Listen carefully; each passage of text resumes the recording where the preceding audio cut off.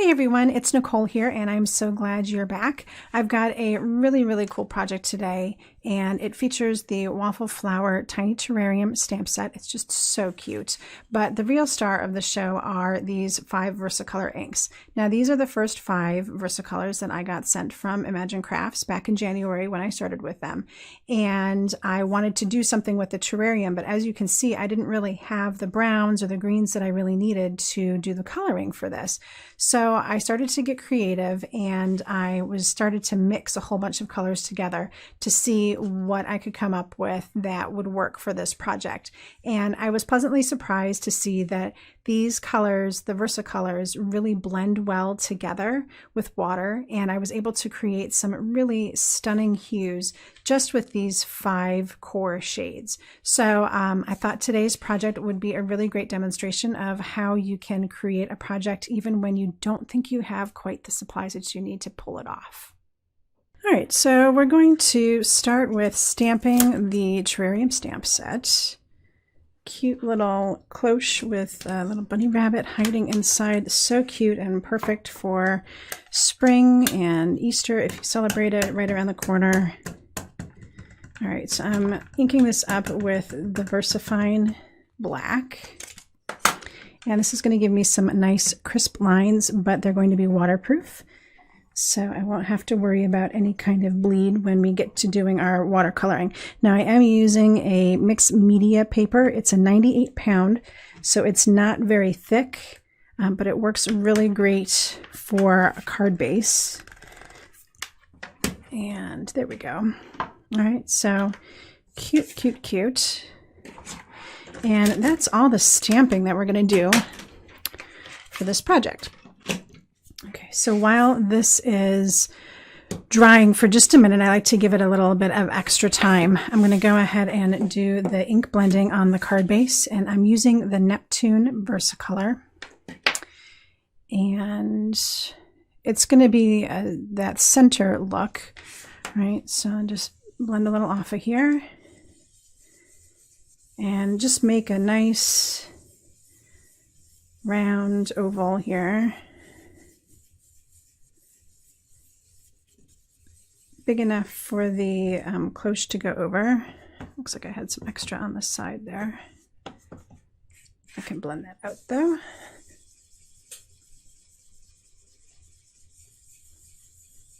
All right, and a lot of this is going to get covered up, of course, by the stamp once I have it cut out. But I want to make sure that I have a nice space in the back here, so I can kind of eyeball that and say, yeah, that'll work pretty good. Okay. So before I set this aside, I'm going to do the water treatment to it. So let me just finish blending this out. See that spot there is almost gone completely.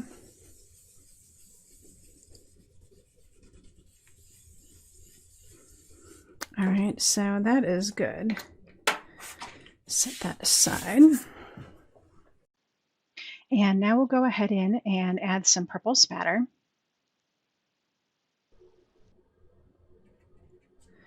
And do some actual purple. Let's get some more water on my brush here. There we go.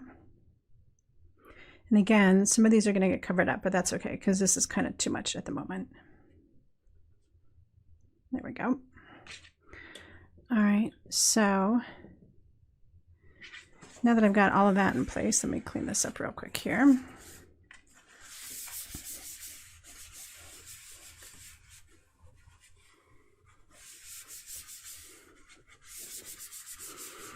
Okay, so to make these stand out even more, I'm going to use the On Point glue to fill in some of these splatters.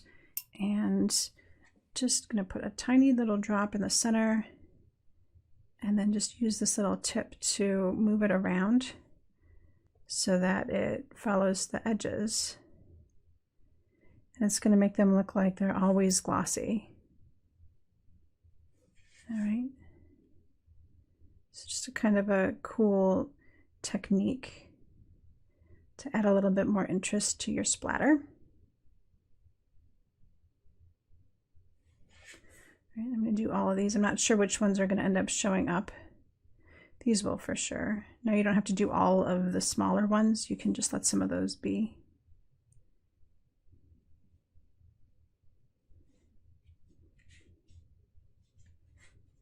All right, so that's pretty good. And so now we can go ahead and actually, I am going to do this big spot. I was thinking maybe I wouldn't, but because it might show up, let's do it anyway.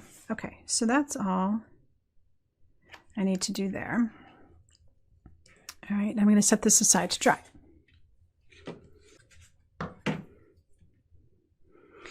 Okay, so let's look at some watercoloring here. Now, I mentioned at the start that I had a very limited number of the VersaColor cubes when I started this project way back in January. So since then I've acquired more, so I could do this without doing the color mixing, but I wanted to show you that it's possible. So the first thing that I'm looking for is some green. So I'm going to mix together the canary, turquoise, and believe it or not, I'm going to mix in some pink. All right, so if I mix these three completely together, what I found was that the turquoise and the canary together ended up being too bright. So by adding in the pink, I got more of a leafy green color, as you can kind of see building up here. All right, and this is pretty, I'm watering it down quite a bit. I don't want these to be like super solid colors. But as you can see, it gives me a really nice shade of green. So that was just like one smash of the cube in each color, and I get a really great green from that. All right, so like I could do those and come back and hit these guys here. Maybe even this one down here.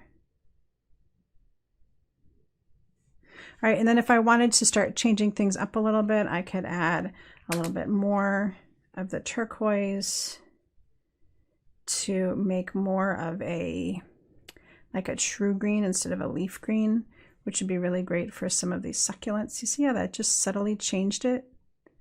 And it's enough to make all of these different green things look slightly different from each other, which is exactly what we want. We don't want everything to look same, right? So now let's add a little bit more yellow on the opposite side here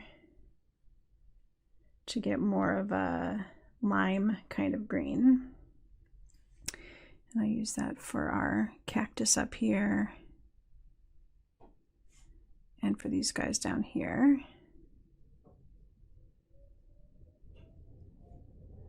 All right, so you can see how with just those three colors, I can make all sorts of different shades of green and really come up with some cool looks.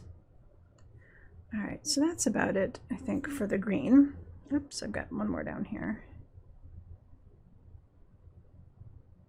All right, so let's go into brown. So for that, this one's kind of more complex. So I'm going to do a smush of cardinal, of Neptune, and of canary. And then we're going to use the canary again in a second here. So I'm going to mix these three to kind of make some kind of a mauve color. All right, so nowhere near, let me put a little bit down here, you can see that, nowhere near is that brown enough. Okay, so I'm going to add in some extra yellow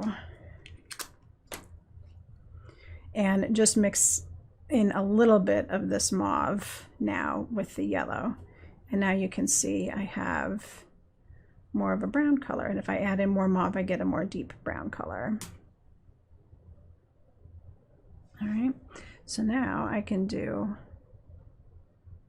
all the wood and the sand. So if I want this to be a little bit lighter, I can add some more yellow into that and then water it out.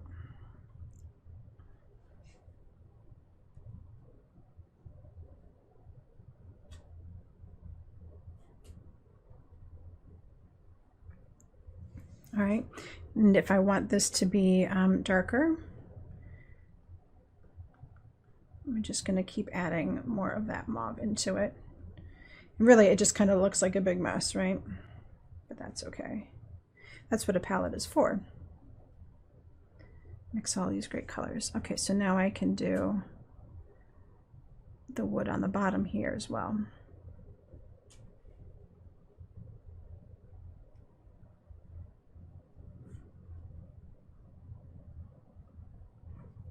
All right, oops, I almost missed a spot here. A little wood knob on the top too. All right, so the last color that I need to mix is something for the bunny rabbit, and I decided I kind of wanted him to be gray, so I'm going to do Neptune and Canary. And because the purple is so dark, when I mix it with the yellow, it turns into a really nice shade of gray. All right, so let's take a look at that. See how pretty that is? All right, so water that up again. And get my bunny rabbit.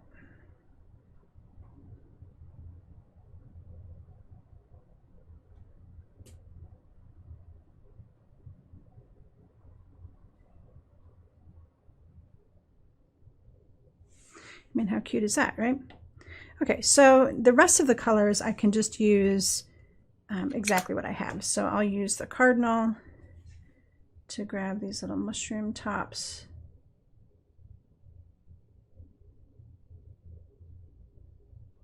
Pop those guys into place.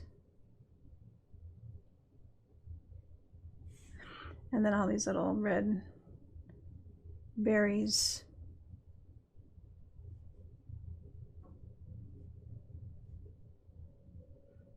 And even the little tops of these cactus here.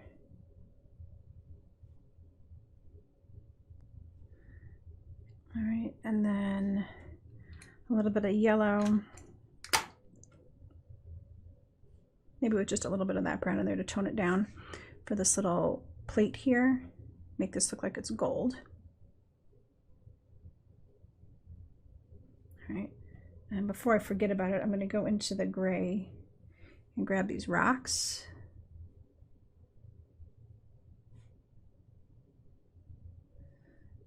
And then if there's any other little spots that I haven't caught, so the gray I'll really water down and grab the mushroom stems. And then as I put this together, sometimes I can see that there are some green leaves that I've missed along the way. So I can just grab those now. All right. And then I think just a little bit of pink for the inside of the ear here. And his little nose. Maybe not so much there. There we go. Let's try that again.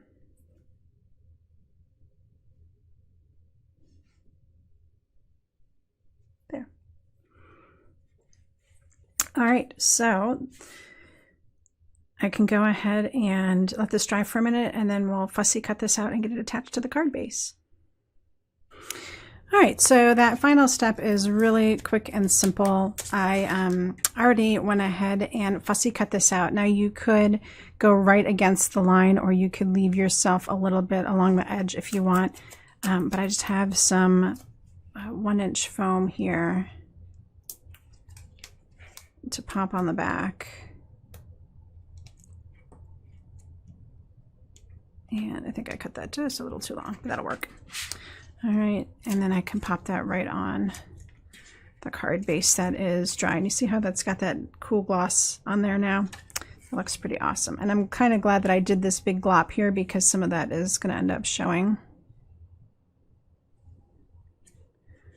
All right, so there you go. And then if you wanted to, you could add some more on-point glue in these little spots here on the cloche, because this is like where the sun or the light is glinting off of the glass cover, and that'll give it more of a feeling of actually being covered